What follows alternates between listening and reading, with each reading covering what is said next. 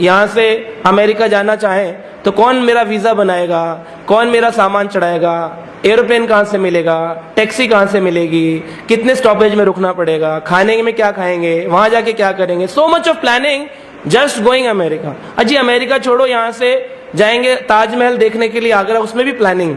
लेकिन हम कभी भी मर सकते हैं, कभी भी शरीर छूट सकता है, उसकी कोई प्लानिंग। युधिष्ठिर महाराज कहते हैं निधनम पश्चिन अपि न पश्यति, दूसरों के निधन कार्यक्रमों में आकर हम शोक व्यक्त करते हैं और चले जाते हैं, सीखते कुछ भी नहीं कि कल हम भी मरेंगे, इस संसार को हमें छोड़ना पड़ेगा।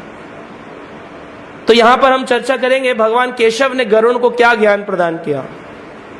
वो कहते हैं कि जब शरीर रोगी अवस्था में हो जाता है, रोगी अवस्था में, अब इसमें यह नहीं कहा रोगी होगा तो 60 साल का होना चाहिए, रोगी 5 साल का भी हो सकता है, 15 साल का भी हो सकता है। छोटे छोटे बच्चों को कैंसर है, कार्डियक पेशेंट्स हैं, जाते हैं हम हॉस्पिटल्स में लेक्चर देने, एम्स में, वहां देखते कार्डियक पेशेंट है, 3 महीने का बच्चा कार्डियक, दिल की उसको खराबी है, उसका हार्ट ट्रांसप्लांट हो रहा है। नियोनेटल कार्डियक पेशेंट, नियोनेटल बिल्कुल बच्चा। तो कभी भी रोग आपको पकड़ सकता है, जिस दिन रोग पकड़े समझो मृत्यु तैयार है। बुढ़ापा आए तो मृत्यु तैयार है ना। बुढ़ापा आए तो अभी आदमी बोलता है रिटायर हो गए, अभी बुढ़ापा आया। 1 साल के बच्चे से पूछो हाउ ओल्ड आर यू, क्या कहता है 1 ईयर। कभी कोई कहता है 1 ईयर यंग, जी अभी तो नया नया जवान हूं, 1 साल का यंग, क्या कहता है 1 ईयर। और आप कहते हैं बुढ़ापे के बाद मृत्यु नजदीक है, इसका मतलब 1 साल के भी बाद मृत्यु नजदीक ही है। आई एम 1 day old, 1 दिन के बाद भी मृत्यु नजदीक है। Anybody can go any time and what is your preparation, तैयारी क्या है। तो कहते हैं कि शरीर पूरा क्षीण हो जाता है और जब मृत्यु आती है रोगग्रस्त होता है, कंठ अवरुद्ध हो जाता है, आंखों में पानी भर जाता है, और एक व्यक्ति को एक बिच्छू काटे जितना दर्द होता है, ऐसे 40,000 बिच्छू एक साथ एक जगह पर एक वक्त पे डंक मारते हैं, इतना पेन होता है। तब हम जो हैं आत्मा, वो इस शरीर से बाहर निकलती है। लोग बोलते नहीं आत्मा आत्मा कुछ नहीं होती, तो फिर हम ये क्यों बोलते हैं। ये जो भाई साहब थे, ये जो बहन जी थी, ये जो माता जी थी, ये जो प्रभु जी थे, अब ये चले गए, वो तो सामने ही लेटे हैं ना, चला कौन गया। हाँ जी, बोलते हैं कि नहीं, वो चल बसे, यहां से चले और कहीं जाकर nobody is interested to know कहां बस गए जाकर के। ये बहुत ही गहनतम प्रश्न हम सबको पूछना चाहिए। If we are logically intelligent people, we should ask what is our destination. Metro में कोई मिले और पूछे कहां जा रहे हैं, कह रहे पता नहीं, कहां उतरेंगे पता नहीं, कहां से बैठे थे पता नहीं, तो क्या कहेंगे उसको, बुद्धिमान। चाहे हम इंटेलिजेंट कितने भी हो, इंजीनियर हो, डॉक्टर हो, लॉयर हो, मैनेजर हो, अगर हमको अपने बारे में ज्ञान नहीं, क्योंकि ये शरीर यहीं छूट जाने वाला है, जीनहीन होकर के, कोई आज तक लेकर नहीं गया, not even a single penny, तो क्या जाने वाला हमारे साथ। हम ऐसे ही जाएंगे, खाली हाथ आए थे खाली हाथ जाए, फिर भी बटोरने में लगे, है ना। तो आप सोचिए कि वो कह रहे हैं कि भगवान कहते हैं कि पहले मैं उसे रोग देता हूं, घुटनों का दर्द देता हूं, आंखों पे चश्मा देता हूं, सुनने की उसकी क्वालिटी छीन करता हूं, बहुत सारे नोटिस भेजता हूं फाइनल जजमेंट से पहले। जैसे कोर्ट के नोटिस आते हैं कि नहीं आए तो फिर हम भेजेंगे, नहीं आए तो हम भेजेंगे, मेरी शरण में नहीं आए तो हम भेजेंगे, बहुत नोटिस आते हैं। बाल सफेद हो गए तो डाई कर दिया, आंखें खराब हो गई तो चश्मा लगा लिया, कान में सुनने की प्रॉब्लम तो हियरिंग एड डाल दिया, घुटने में प्रॉब्लम हुई तो नी हिंज लगा दिया। लेकिन ये तो सुपरफिशियल सॉल्यूशन है, बाहरी आवरण। सच्चाई में ये है कि नोटिस आ रहा है कि आप जा रहे हैं, तरफ जा रहे हैं, डेस्टिनेशन आने वाला है फाइनल। आर यू रेडी, क्या आप तैयार हैं। पूरी जीवन निकल जाता है व्यक्ति का सिर्फ इस संसार में इकट्ठा करने में, और कहते हैं कि जब फाइनल डेस्टिनेशन आता है तो 2 यमदूत आते हैं, और 2 यमदूत उस आत्मा को रिसीव करने के लिए, जैसे आप अगर नोटिस सुन के कोर्ट नहीं गए, अगर आप हमारा प्रवचन सुन के मंदिर नहीं आए, आप अपने रोगग्रस्त होकर के मंदिर नहीं गए, भगवान का नाम नहीं लिया, तो अंत काल में 2 लोग आते हैं, 2 इंस्पेक्टर भेजते हैं, 2 पुलिस वाले आएंगे घर पे नोटिस लेकर के, चलो तो उस आत्मा को शरीर से, हमको मतलब शरीर से निकालते हैं, शरीर यहीं छूट जाता है और हमको लेकर के चला जाता है। तो जब हमारा चलना प्रारंभ होता है तो कहते हैं हम निकलते कहां से हैं। जैसे कार में आप जा रहे हो तो कार के अंदर गेट होता है, कौन से गेट से उतरते हैं आप? कौन से गेट से उतरते हैं? कभी लेफ्ट साइड से, कभी राइट साइड से, कभी पीछे वाले से, कभी डिग्गी से निकलते। कई लोग डिग्गी से निकलते, वो बिल्कुल जिसे कहते हैं एकदम शैतान दिमाग व्यक्ति। ऐसे ही हमारे 7 गेट ऊपर है, 2 गेट नीचे हैं। कौन कौन से गेट हैं? 9 द्वारों का पिंजरा, रहता पंछी कौन? इसमें कौन पंछी रहता है? आत्मा। 9 द्वार है हमारे, 2 आंखें, 2 कान, 2 नथुने, 1 मुख और 2 जनेंद्रियां। यहां से निकलती आत्मा, या तो जब यहां से निकलती तो आंखें बाहर आ जाती। कहते पिताजी की आंखें बाहर आ गई थी, मतलब इस गेट से पिताजी गाड़ी को छोड़ के उतर गए। ये गाड़ी है ना, बॉडी, यंत्र आरूढ़ी माया, इस यंत्र पे आरूढ़ होकर आत्मा घूम रही है। ब्रह्म्या सर्वभूतानि, सारी जगत में घूम रही है इस यंत्र पे आरूढ़ होकर। यहां से निकलेगी, या तो किसी का नाक से मल बाहर आ जाता है, म्यूकस बाहर आता है मरते वक्त, और यहां से बाहर, तो ये मतलब नाक से आत्मा निकल गई। कान से मैल आ जाता है तो कान से, मुख से निकलती है, जीभ बाहर आ जाती है, ऐसे हो जाता है तो मुख से निकल गई। और किसी ने इतना भयभीत हो जाता है यम के दूत को देख करके, वो शरीर छोड़ने से पहले आ जाते हैं, 2 दिन पहले, कह रहे चलिए रेडी, ये नोटिस है आपका। तो देखकर इतना हैरान होता है, इतने ऊंचे ऊंचे, इतने खतरनाक व्यक्ति, लोगों को लगता है इम्पॉसिबल, इम्पॉसिबल। ऐसा थोड़ी होता है, क्योंकि हम बहुत हॉलीवुड बॉलीवुड पिक्चर देखते हैं ना, इसलिए हमको अब भगवान पे, शास्त्रों पे भरोसा होना बंद हो गया है। पर गरुड़ पुराण स्वयं भगवान के अवतार वेद व्यास द्वारा रचित वर्णन करता है, यम के 2 दूत आते हैं और उसको रस्सी से खींचते हैं, चलिए आपकी यात्रा प्रारंभ। यात्रा भी कोई छोटी मोटी नहीं होती है, बहुत बड़ी यात्रा है। तो कई लोग पूछते हैं कितने दिन तक आत्मा उसी स्थान पर रहती है। तो मैंने विस्तृत जानकारी इसमें उपलब्ध करी आप लोगों को सुनाने के लिए। सभी लोग प्रश्न पूछते, कुछ लोग हमारे सेमिनार चल रहा है वहां से यहाँ आ गए, क्यों आए? बोले हम इसके बारे में जानना चाहते हैं, मृत्यु पर्यंत के ज्ञान के बारे में हम अज्ञानी हैं। तो उसका वर्णन इसमें गरुड़ पुराण में है। तो हमारे शरीर में 3 प्रकार का शरीर रहता है। ऊपर हमारा 5 तत्वों का शरीर है, भूमि, गगन, वायु, अग्नि, नीर, 5 चीजों का बना स्थूल शरीर। इसके नीचे रहता है एक छोटा शरीर जिसको कहते हैं सूक्ष्म शरीर। उसमें 3 चीजें रहती हैं, मन, बुद्धि, अहंकार। उसके अंदर एक और शरीर होता है जिसको कहते हैं सत, चित, आनंद, आत्मा। स्थूल शरीर को यहां आपके क्रिमिनेशन के लिए, अंतिम संस्कार के लिए छोड़ देते हैं। सूक्ष्म शरीर को आत्मा के साथ में, मतलब आपको निकाल करके ले जाते हैं। शरीर तो आपका खाली यंत्र है। जैसे मेरा कुर्ता, ये तो मैंने धारण किया है। अगर मैं कुर्ता उतार के चला जाऊं तो ये नहीं कह सकते अरे प्रशांत मुकुंद प्रभु जी तो यहीं रह गए, चले गए ना, कुर्ता उछाड़ गए। ऐसे ही वासाम से जीर्णानि यथा विहाय, जैसे ही पुराना हो जाता है शरीर, आत्मा छोड़ करके दूसरे शरीर में प्रवेश कर जाती है। तो जो लोग सकर्म करते हैं, अच्छा कर्म, उन लोगों के साथ क्या होता है? जो लोग विकर्म करते हैं उन लोगों के साथ क्या होता है? और जो लोग भक्ति करते हैं, अकर्म, हर एक चीज भगवान को जोड़कर करते हैं, उनके साथ क्या होता है? वो चर्चा करते हैं। कहते हैं कि जब स्थूल शरीर को छोड़ करके सूक्ष्म शरीर और आत्मा को यम के दूत निकाल के ले जाते हैं, तो वहां पर वो कहता है मैं अपने परिवार के साथ रहना चाहता हूं, क्योंकि अभी उसको ट्रैवलिंग के लिए तो एक गाड़ी चाहिए। उस शरीर को कहते हैं अतिवाहक शरीर, या फिर कहते हैं उसको यातना शरीर। क्या कहते हैं? या फिर अतिवाहक। अतिवाहक मतलब तेज गति से चलने वाला वाहन। अतिवाहक शरीर को प्राप्त करते हैं। लेकिन वो प्राप्त कैसे होता है? अगर अच्छा पुत्र हो। अगर घर में पुत्र अच्छा ना हो, पू नामक नरक से तारने वाला पुत्र होता है, मतलब जो पू नामक नरका त्रायते इति पुत्रा, जो पू नामक नरक से नहीं तार सकता वो होता है लड़का, जो कि माँ बाप के लड़ने के बाद लड़ाई करता है कि मेरे को पैसा दो, मेरे को पैसा दो। जो कहता है बेटा, जो कहता है बंटवारा करो, बंटवारा करो, वो बंटवारा करता है, वो होता है बेटा। जो लड़ाई करता है वो होता है लड़का। लेकिन जो पू नामक नरक से तारता है वो होता है पुत्र। बहुत ही कम घरों में पुत्र हैं, सभी घर में लड़के हैं या फिर बेटे हैं, पुत्र नहीं है। 10 दिन तक आत्मा वहीं रहती है, 10 days लोगों को लगता है चौथे में उठाला करके अपने अपने काम पे चले गए, बाबूजी घर में बैठे हुए, कह रहे अरे कोई खाना ही नहीं दे रहा, सब अपने अपने ऑफिस में बिजी हो गए। 10 दिन तक आत्मा उसी स्थान पर रहती है कि मुझे भोजन दो। हर रोज एक एक पिंड दान दिया जाता है। पहले दिन के पिंड से उसको यातना शरीर का सिर प्राप्त होता है, सिर। दूसरे दिन के पिंड से उसको गर्दन और कंधे प्राप्त होते हैं। तीसरे दिन के पिंड से उसको हृदय प्राप्त होता है। 14 दिन के पिंड से पीठ प्राप्त होती है। 5वें दिन के पिंड दान से उसको धुनी प्राप्त होती है, नीचे का हिस्सा।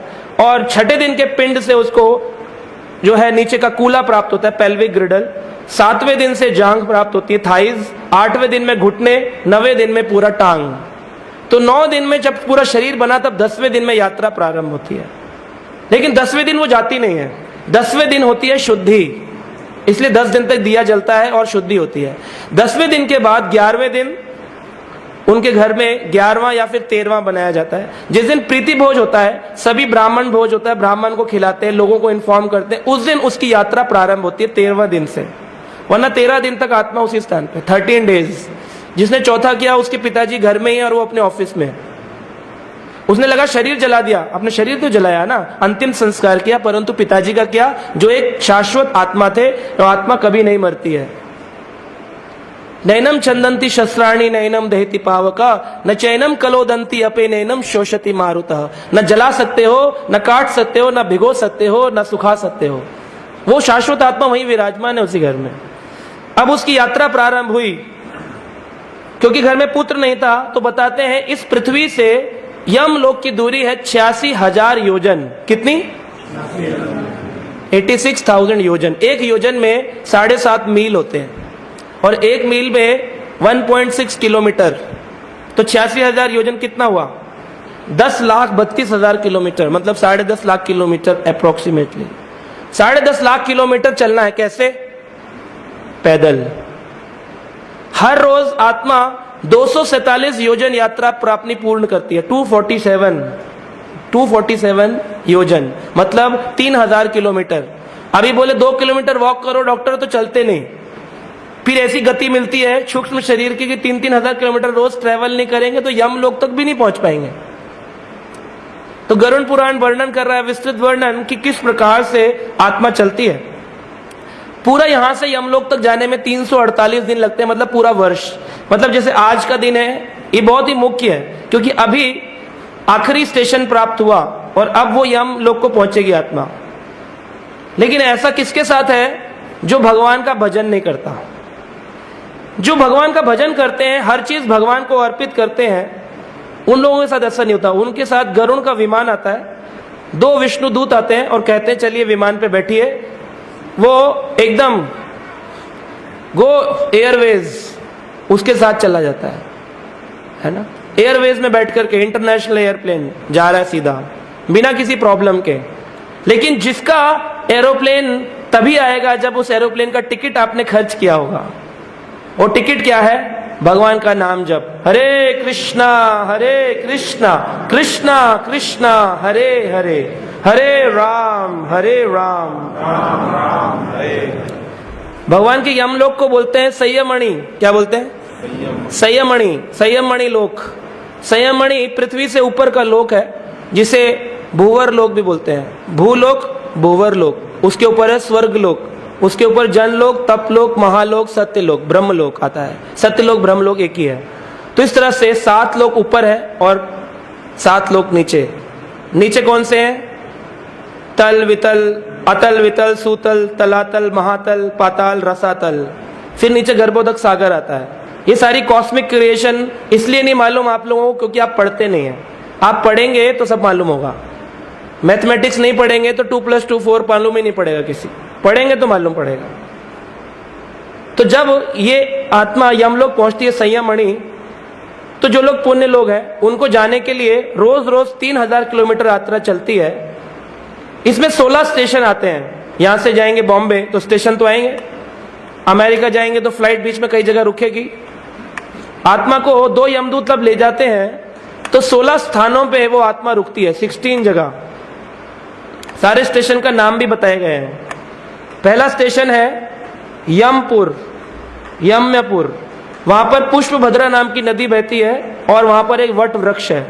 अगर इस व्यक्ति ने कभी भगवान का नाम जप नहीं किया, इस व्यक्ति ने कभी जप किया लेकिन बहुत अपराध किया, वैष्णवों के साथ बहुत अपराध किया और इसने अपना वैष्णविज्म खो दिया, भक्ति खो दी अपनी सारी, भगवान इसको भक्त नहीं मानते।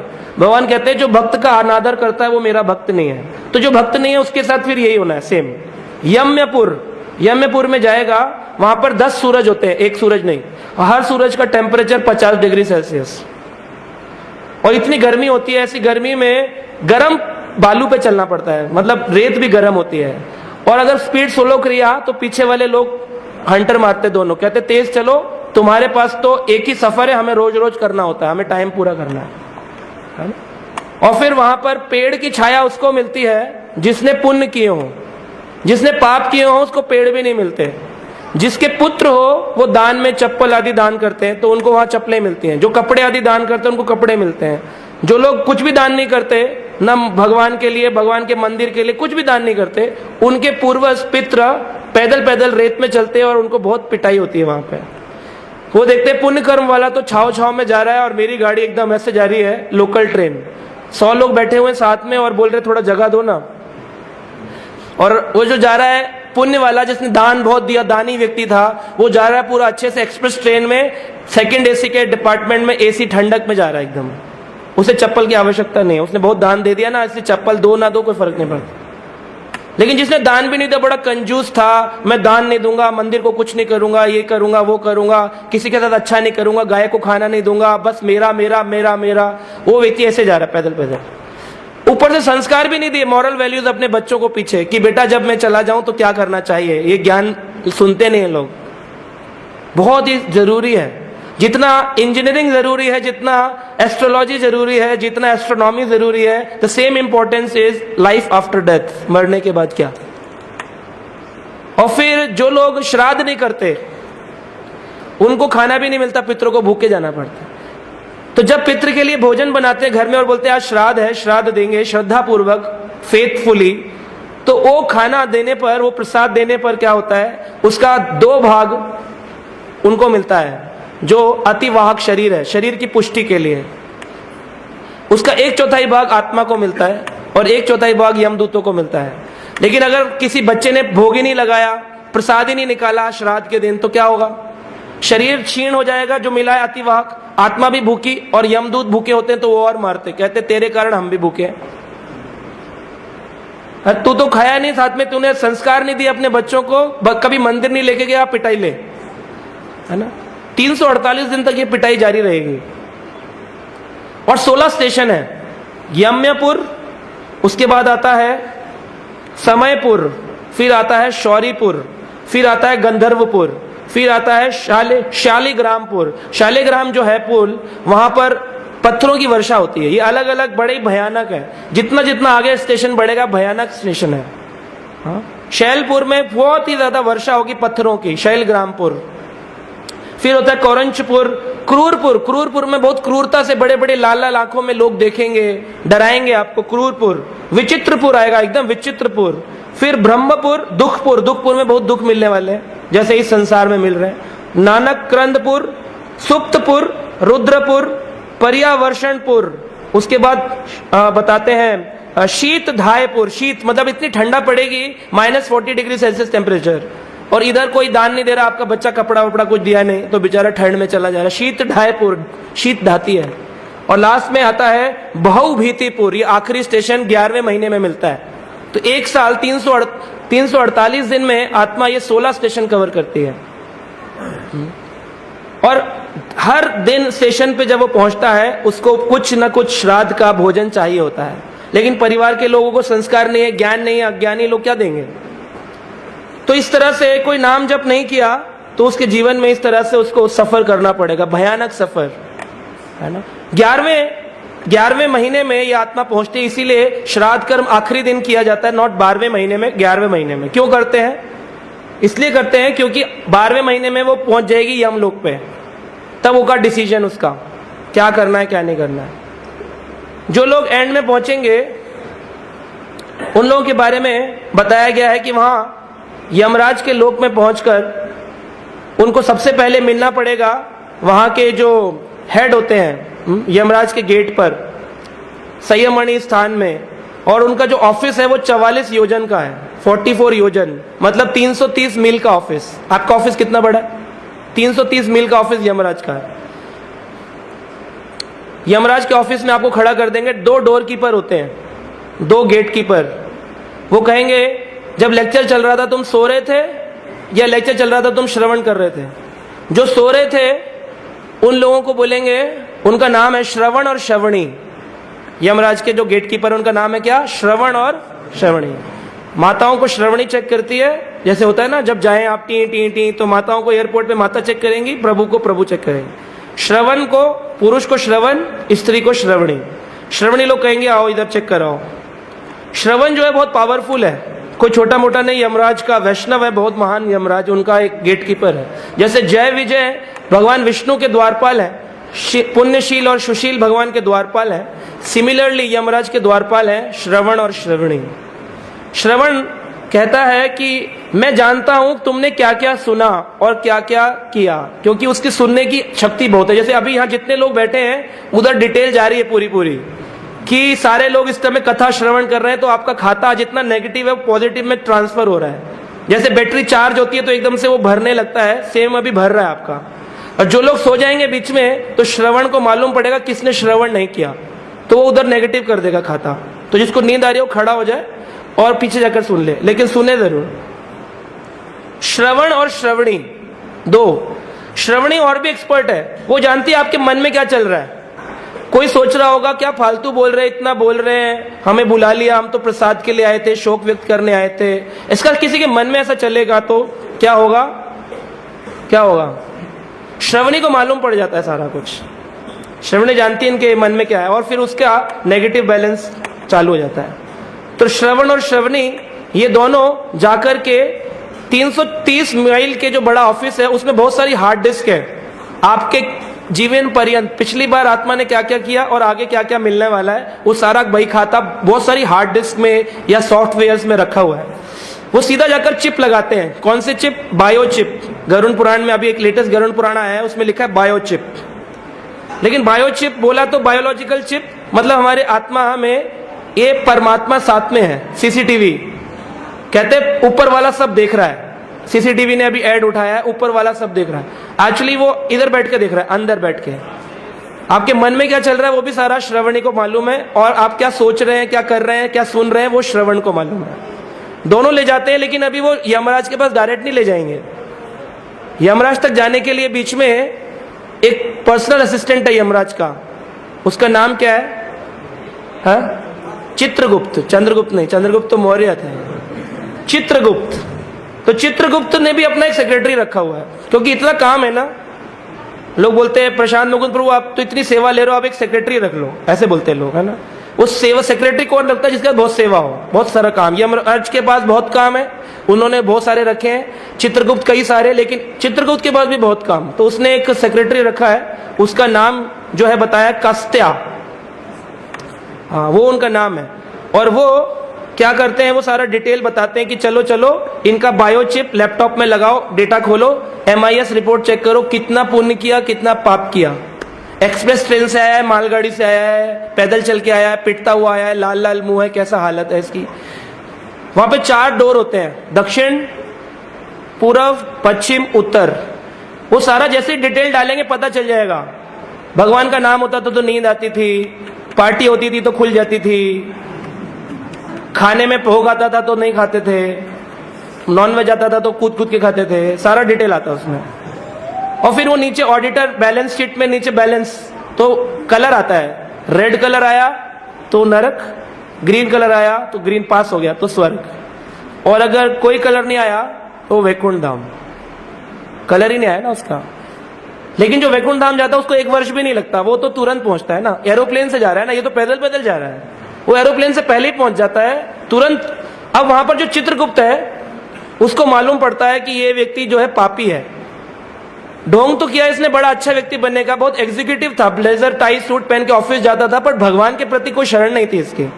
उस व्यक्ति को देखते ही वो ऐसे बोलता है आ गए, ऐसे, और गुस्सा करते हैं उसको, चल। और जो पुण्य आत्मा होता है जिसने भगवान को नहीं भजन किया लेकिन दान दिया, थोड़ा थोड़ा अच्छा काम किया, किसी के साथ बुरा नहीं किया, ऐसे आदमी को कहते हैं नमस्कार बैठिए। और जो होता है भक्त, जिसने पूरा जीवन भगवान का नाम जप किया हो, वो तो एरोप्लेन से उतरा है तो उसको एक स्पेशल सिक्योरिटी मिलती है। स्पेशल सिक्योरिटी में उसको कहते हैं, वो खुद दंडवत प्रणाम करते हैं, ओह आप आइए आइए, पहले इन्फॉर्मेशन था आपका कि आप तो दूसरे गेट से जा रहे हैं ना, पूर्व द्वार से, आप तो ऊपर वाले हैं ना, इधर उधर का डिसीजन आपका नहीं, आप जाए। तो बेचारा पूरा एकदम बाईपास करता हुआ स्पेशल एंट्री से चला जाता है। लेकिन जो भगवान का नाम जप नहीं करता, या जप करते वक्त सो जाता है, या फिर भक्ति करते में अपराध करता है, वैष्णव अपराध, वो सब का डिसीजन अभी चालू है। वो डिसीजन कैसे देंगे कि उनका बायोचिप लगा करके यमराज के सामने ले जाएंगे। और यमराज जो है वो छोटे मोटे व्यक्ति नहीं है। यमराज की हाइट बताइए 3 योजन, मतलब 24 मील की लंबाई है उनकी। और पर्वत के जैसे काले वाहन, खतरनाक बैल उनका वाहन, हाथ में दंड देने के लिए एक दंड है, और एक साथ में मृत्युपाश बांधने के लिए हंटर जैसे मृत्युपाश, और एक है यमदंड दंडित करने के लिए। और उनके वस्त्र है पीले रंग के वस्त्र, कुछ काले काले कुछ पीले पीले, आंखें लाल लाल रंग की हैं, विकराल स्वरूप है उनका। उनके सामने ले जाते हैं, और जैसे ही वो देखते हैं ये पापी व्यक्ति, इसने कभी भगवान के मंदिर में नहीं गया, बड़ा ही नास्तिक था, एथिस्ट काइंड ऑफ पर्सनैलिटी, तो जैसे अभी पूछते भी नहीं कौन हो, पहले एक मृत्युपाश मारते उसको खींच करके, दौड़ ऐसे धाड़ से हंटर मारते हैं। बेचारा लगता है उसको, कहता है यार प्रोग्राम में आया था, इस्कॉन वाले आए थे, बताया भी था, मैंने उस टाइम क्यों नहीं माना उनकी बात, मुझे बड़ा फेक लग रहा था उस टाइम। तो वो बेचारे लगता है, वो क्या कर सकते हैं, तो सिस्टम इज सिस्टम। तो those who are devotees, actually Yamraj भी उनको खड़े होकर दंडवत करते हैं, कहते हैं, और उसको भय भी नहीं होता। डिवोटी को लगेगा ओह कितने महान वैष्णव हैं, आप तो 12 महाजनों में से एक हैं। वो कहेंगे हाँ हाँ आप भी कोई महान भक्तों में कम नहीं है, चलिए वैकुंठ चलिए, आप वैकुंठ चलिए। तो यमराज उनको वैकुंठ की तरफ, उनको वो भगवान जैसे दिखेंगे, देवता जैसे लगेंगे, लेकिन एक व्यक्ति जिसने पुण्य और पाप में अटका रहा, उसको वो दंड देने वाले खतरनाक लगेंगे। वही एक डबल रूप। जैसे एक जेलर है, उसको जब ऑफिस जाता है तो कैदियों को बड़ा डर लगता है, लेकिन जब वो घर आता है तो बच्चे पापा पापा करके चढ़ जाते हैं। वही जेलर एक के लिए दंड देने वाला है और एक के लिए प्रियजन है। तो ये देखना पड़ेगा, आपने जीवन में अपना प्रिय बनाया, उनको वैष्णव माना उनको, या उनको खाली यमराज को एक गंदा कैरेक्टर माना। तो इस तरह से आत्मा चलती है। अभी लोग पूछते हैं कि श्राद्ध करने का फायदा क्या, जैसे आज यहाँ पर किया नहीं किया क्या फर्क पड़ता है। श्राद्ध में गाय दान, श्रील प्रभुपाद इस्कॉन के फाउंडर आचार्य थे, उनके पिताजी ने अपना शरीर त्यागने से पहले अपने पुत्र अभय चरण को बुलाया और कहा कि हमारे घर में जो गाय हैं उनको आप गौड़िया मठ में दान दे दो। तो इसका मतलब प्रभुपाद लीलामृत में भी बता रहे हैं कि दान देना, गाय दान देना, ये एक नैतिक कर्म है, हर एक व्यक्ति को करना चाहिए, मंदिर कार्यों में दान देना। तो लोग पूछते हैं कि हमारा दिया हुआ श्राद्ध हमने खाना लगाया, वो कैसे हमारे पितृ तक पहुंचेगा। तो आप जो ईमेल लिखते हैं अपने घर में बैठ के, वो कैसे अमेरिका पहुंच जाता है। आप व्हाट्सएप में मैसेज भेजते हैं, वो कैसे पहुंचता है।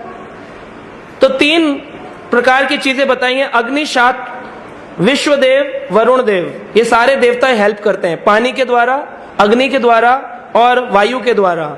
ये सारे खाने को ले जाते हैं सूक्ष्म रूप में। जैसे फोन पे बात करते हैं तो ट्रांसेंडेंटल वाइब्रेशन के थ्रू बातचीत होती है, ऐसे ही जो ये वाइब्रेशन से बात हो रही है, भगवान से बातचीत करनी हो तो वाइब्रेशन कौन सी होती है, हरे कृष्णा कृष्णा कृष्णा हरे हरे, हरे राम राम राम। फिर यहां पर डिसीजन होता है कि तुमने अच्छे काम किए हैं तो तुमको देवता बना के स्वर्ग ले जाएंगे, तुमने बुरे काम किए हैं तुमको नरक ले जाएंगे, तुम भक्ति किए हैं तो तुमको कहां जाएंगे, वैकुंठ धाम। लेकिन जो व्यक्ति का डिसीजन पेंडिंग चला जाता है, बैलेंस शीट जो है बैलेंस में आ जाती है, इधर भी नहीं उधर भी नहीं, किधर, तो कहते हैं तुम पितृलोक में वेट करो। तो एक लोक है, उसका नाम है पितृलोक, और पितृलोक में कई जन्मों तक पितृ वेट करते हैं, क्योंकि पुत्र जो है वो भक्त नहीं है। प्रहलाद महाराज का जब जन्म हुआ, जिनका फोटोग्राफ यहाँ है, नरसिंह भगवान उनके लिए प्रकट हुए, तो उन्होंने जब भगवान की प्रार्थना करी, श्रीमद् भागवत के 7वें स्कंद में वर्णन है, उन्होंने पूछा मेरे पिता तो राक्षस थे, उनका उद्धार कैसे होगा भगवान। तो भगवान ने कहा त्रिसप्त भी त्रिसप्तभी 3 इंटू 7 इंटू 3 21, जिस व्यक्ति की 21 पीढ़ियां तर जाती हैं।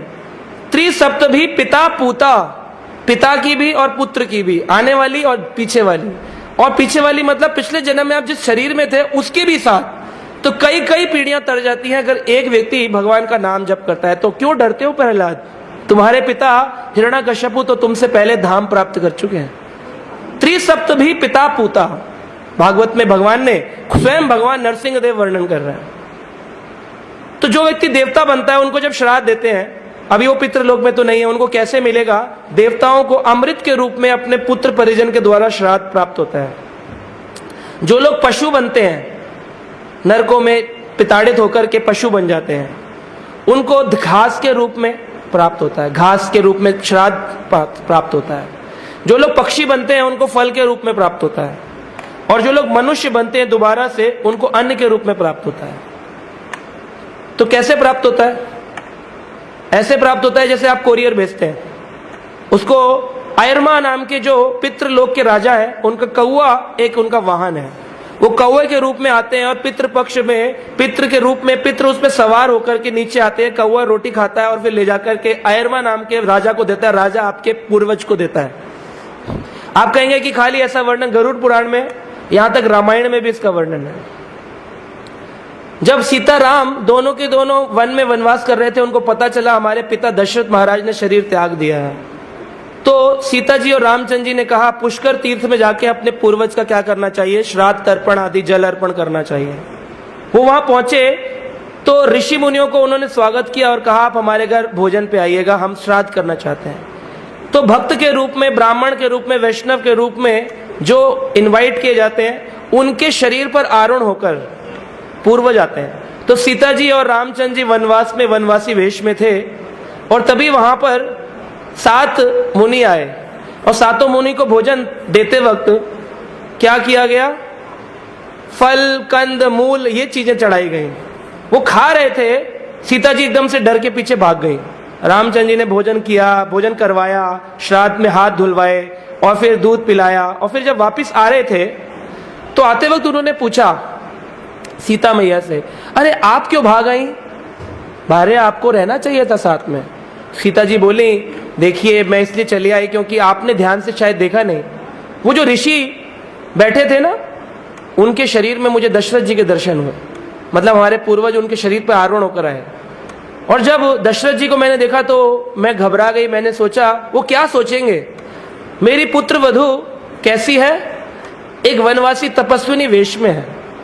मैंने तो उसका विवाह किया था, 16 अलंकारों से पूर्ण उसको रानी बना के घर लाया था, लेकिन आज किस स्थिति में है? तो ये सोचकर उनको दुख होगा। इस दुख से उनको निवारण करने के लिए मैंने क्या किया? मैं डर के पीछे आ गई। अच्छा नहीं लगता ना? तो उन्होंने कहा कि ठीक है, मैं समझ गया। भगवान राम ने तो ऐसा पुष्टि राम, लक्ष्मण, सीता के समय में भी है, और हमें भी ये समझना चाहिए।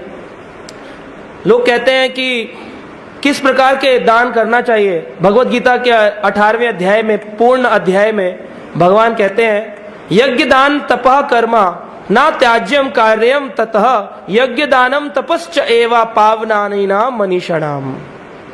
यज्ञ दान तपश्च एवा पावनानी मनीषणाम। मनीषणाम मतलब बड़े बड़े ऋषि मुनियों को भी दान, यज्ञ और तपस्या पवित्र कर देती है। इसलिए चाहे सन्यासी हो, ब्रह्मचारी हो, वानप्रस्थी हो, गृहस्थी हो, हर एक व्यक्ति को दान आदि कर्म तपस्या करनी चाहिए। पर कैसी, किसको करे? ऑर्फनेज में जाके दे दें दान, ओल्ड एज होम में दे दें। भगवान कहते हैं गीता के 9वें अध्याय में, यद करोषि यद अश्नासी यद जहोसी ददासी यद तपस्वेसी कौंतुए तत्कुरुषो मद अर्पणम। हे कुंती पुत्र, यद करोषि, जो कुछ भी करते हो, यद अश्नाशी, जो कुछ भी खाते हो, यद जहोसी, जो कुछ भी अर्पण करते हो, ददासी यद, ऐसा करो। यद तपस्वी कौनते हो, अगर कोई तपस्या भी करते हो, क्या करो तुम? तद करोषि मद अर्पणम, वो मेरी अर्पण करो, भगवान कृष्ण के चरणों में अर्पण करो। वो सही मायने में पवित्र दान है। आजकल लोग दान कैसा देते हैं? तमोगुणी दान। दान के साथ बहुत आसक्ति रहती है। पॉलिटिकल लीडर अपने वोट के लिए शराब पिलाते हैं, ये भी दान है, गरीबों की मदद कर रहा हूं मैं, उनको शराब दे रहा हूं, जो उनकी इच्छा है पूर्ति कर रहा हूं, पर ये तमोगुणी दान है। रजोगुणी दान कैसा होता है? दान दिया लेकिन नाम की अभिलाषा है। पंखे पे नाम लिखो, सीढ़ी पे नाम लिखो, जमीन पे नाम लिखो, मंदिर में हर जगह नाम ही नाम लिखो। बोले भगवान का नाम, बोले भगवान की क्या जरूरत है, हम तो दान दिए, हम मंदिर बनवा रहे। तो एक बार एक व्यक्ति मंदिर बनवाए, ऐसा पंखे पे अपनी दादी और माँ का नाम लिखवाए, पंखा दान दे दिए मंदिर में। तो प्रवचन दे रहे थे जैसे ये, और ऐसे हॉल में बैठे थे हम, और वहां पर तुरंत ही पिता पुत्र बच्ची सभी आ गए, और आकर के गर्मी के समय जून में लेक्चर चल रहा था, पंखा बंद कर दिए। एसी तो था नहीं, पंखा था वो भी बंद कर। और मैंने कहा अरे सब भक्त परेशान हो रहे, इतनी गर्मी है। कहा माफ करिएगा प्रभु जी, ऊपर दादी का नाम बच्चे बोल रहे थे, कहाँ लिखा है कहाँ लिखा है, वो दिखाना था। तो ये ऐसा दान रजोगुणी दान। जो दान भगवान की प्रसन्नता के लिए किया जाए, भगवान के प्रचार आदि कार्य के लिए किया जाए, उसे कहते हैं सतोगुणी दान।